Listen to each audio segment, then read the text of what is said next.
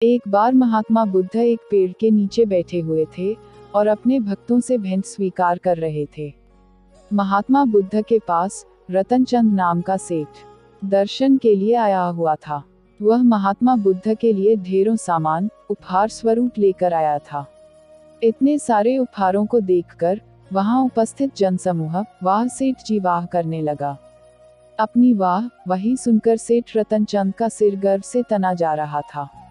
सेठ रतनचंद महात्मा बुद्ध से बोला, इस नगर के ज्यादातर अस्पताल, विद्यालय और अनाथालय मैंने ही बनवाए हैं, और जिस सिंहासन पर आप बैठे हैं वह भी मैंने ही भेंट किया है।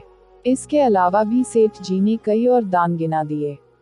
इसके बाद सेठ जी ने जब जाने की अनुमति मांगी तो महात्मा बुद्ध बोले, सेठ जी जो कुछ साथ लाए हैं वह सब यहाँ छोड़कर जाओ। सेठ रतनचंद चकित होकर बोले, प्रभु मैंने तो सब कुछ आपके समक्ष अर्पित कर दिया है। महात्मा बुद्ध बोले, नहीं सेठ जी, तुम जिस अहंकार के साथ आए थे उसी अहंकार के साथ वापस जा रहे हो। जो संसारिक सामान मेरे लिए लाए हो वह मेरे किसी काम का नहीं है। सेठ जी अपना अहम यहाँ त्याग कर जाओ, मेरे लिए वही बड़ा उपहार होगा।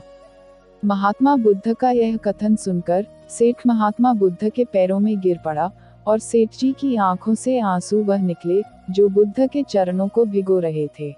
महात्मा बुद्ध अब तक कई भक्तों से भेंट स्वीकार कर चुके थे। महात्मा बुद्ध ने देखा कि एक वृद्ध महिला उनके पास ही आ रही है। उनके पास आकर वृद्धा ने कांपती आवाज में कहा, भगवान मैं बहुत गरीब हूँ, मेरे पास आपको भेंट देने के लिए कुछ भी नहीं है। हाँ आज मुझे एक काम मिला है, मैं इसे आधा खा चुकी थी। तभी पता चला कि भगवान आज अपने भक्तों से भेंट स्वीकार करेंगे, अतः मैं यह आम आपके चरणों में भेंट करने आई हूँ, कृपा कर इसे स्वीकार करें। महात्मा बुद्ध ने वह आधा आम प्रेम और श्रद्धा से अपनी अंजुरी यानी पात्र में रख लिया, मानो कोई बहुत बड़ा रत्न मिल गया हो। वृद्धा संतुष्ट भाव से अपने घर लौट गई। वहां उपस्थित जनसमूह में एक राजा यह सब देखकर आश्चर्यचकित रह गया। उसे समझ नहीं आ रहा था कि भगवान वृद्ध महिला का जूठा आम प्राप्त करने के लिए आसन छोड़कर नीचे तक हाथ पसार कर क्यों आए। राजा से जब नहीं रहा गया तो वह महात्मा बुद्ध से बोला, भगवान इस वृद्ध महिला और उसकी भेंट में ऐसी क्या विशेषता है जिसके लिए आप आसन छोड़कर नीचे आए। महात्मा बुद्ध बोले, राजन इस वृद्ध ने अपनी संपूर्ण जमा पूंजी मुझे भेंट कर दी, जबकि आप लोगों ने अपनी संपूर्ण संपत्ति का केवल एक छोटा सा हिस्सा ही भेंट किया है। आप इस दान के अंधकार में डूबे हुए बग्घी पर चढ़ कर आए हो। आपने देखा नहीं उस वृद्धा के मुख पर कितनी करुणा और नम्रता थी।